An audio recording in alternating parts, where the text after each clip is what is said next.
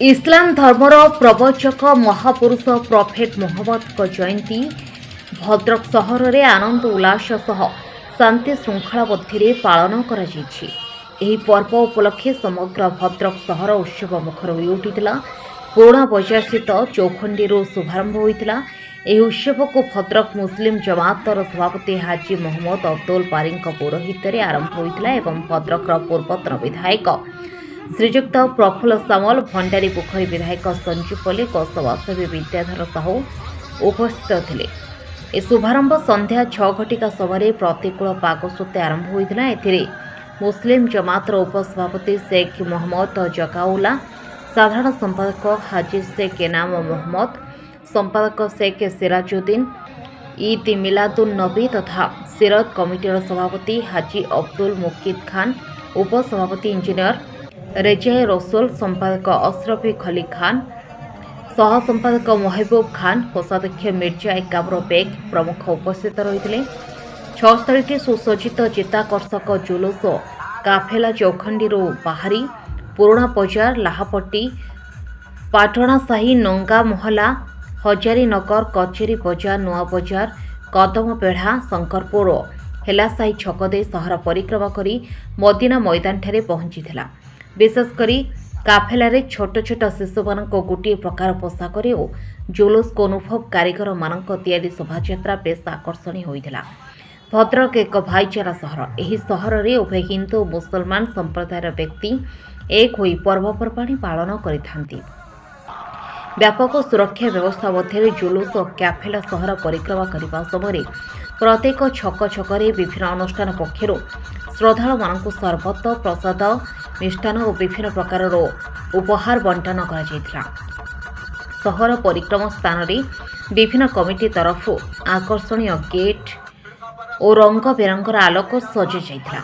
Medina मैदान में रात्रि 9 घटिका समय कवि मुस्ताक गौरहर संचालन एक सभा धर्म मदीना मैदान में राति 9 घटिका समय कवि मुस्ताक गौहर संचालन एक धर्मसभा चालू रही। यह धर्मसभा राज्य तथा राज्य बाहर बहु मौलाना सायर योगदान करी हजरत प्रफेटଙ୍କ त्यागपुत्र जीवनादर्श उपरे वक्तव्य रखी आलोकपात करथिले। विभिन्न राजनैतिक दलर नेतृमंडली उपस्थित रही शोभायात्राकारी को शुभेच्छा ज्ञापन करछंती। आज आपण देखिपे एते वर्षा हैला परे भी समस्ते को श्रद्धा एवं खुशी सहित यही फेस्टिवल को पालन करुछंती। छोट छोट पिला माने मध्ये एथिरे बहुत खुशी हसी सहित या को पालन करुछंती। समग्र भद्रक को आज आपण देखिबे गोटे खुशीर माहौल हेछि। सबु जगह रे डेकोरेशन मध्ये करा हेछि। तो समस्ते आज खुशी हसी सहित करुछंती एवं प्रशासन तरफ भल व्यवस्था हेछि।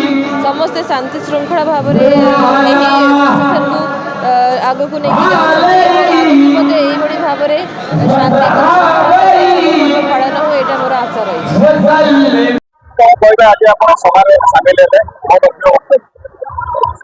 खुशी पर्व, आनंदर पर्व।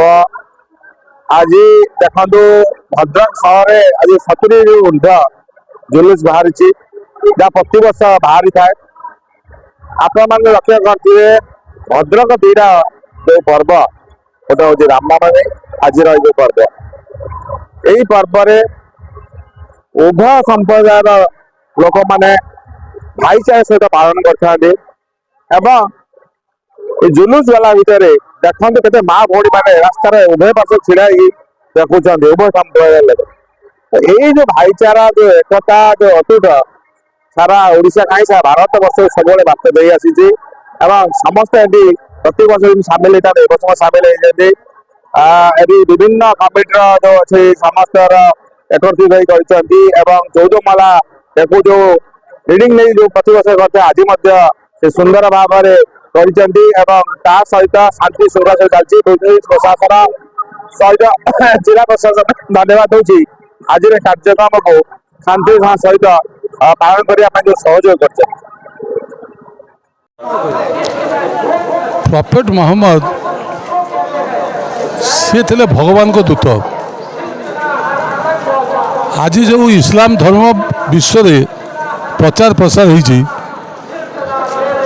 ତାର ମୂଳ ବ୍ୟକ୍ତି ହେଲେ ପ୍ରଫେଟ୍ ମହମ୍ମଦ, ଯିଏକି ଶେଷ ଦୂତ ଥିଲେ ଏବଂ ତାଙ୍କ ଯୋଗୁଁ ଆଜି ଯେଉଁ କୋରାନ ଶରୀଫ ଆମେ ସବୁ ପଢ଼ିକି ଜ୍ଞାନ ଆହରଣ କରୁଛୁ ଧର୍ମ ଉପରେ, ତାହା କେବଳ ସମ୍ଭବ ହେଇଥିଲା ଯେ ଆଲ୍ଲାହଙ୍କର ବାର୍ତ୍ତା ପ୍ରଫେଟ୍ ମହମ୍ମଦ ତାଙ୍କ ସକାଳୁ ଉଠି ନିଜେ ତାକୁ ବିଶେଷ ପଢ଼ିନଥିଲେ ବି ସେ ଯେଉଁଟା ଚିନ୍ତା କରୁଥିଲେ ସେହି ଅନୁସାରେ ସେଟା ଲେଖା ହେଉଥିଲା, ଯାହାଫଳରେ ଆଜି କୋରାନ ଶରୀଫ ହେଉଛି ଏକ ଶ୍ରେଷ୍ଠ ଧର୍ମଗ୍ରନ୍ଥ ବିଶ୍ୱରେ। ଏବଂ ସେହି ମହାପୁରୁଷଙ୍କର ଆଜି ହେଉଛି ଜନ୍ମଦିନ ଏବଂ ଆମେ ସମସ୍ତେ ଜାଣନ୍ତି ସେ ବେଶୀ ଦିନ ମଧ୍ୟ ସମାଜରେ ବଞ୍ଚିନଥିଲେ, ମାତ୍ର 63 ବର୍ଷ ବଞ୍ଚିଥିଲେ ଏବଂ ତାଙ୍କ ପୂର୍ବରୁ ମଧ୍ୟ ଅନ୍ୟ ଧର୍ମର ମଧ୍ୟ ବହୁ ଗୁରୁ ଆସିଛନ୍ତି, କିନ୍ତୁ ଇଏ ମାତ୍ର ମୋ ଜାଣିବାରେ ବୋଧେ 1819 ବର୍ଷ ଇଏ ଜନ୍ମଗ୍ରହଣ କରିଥିଲେ।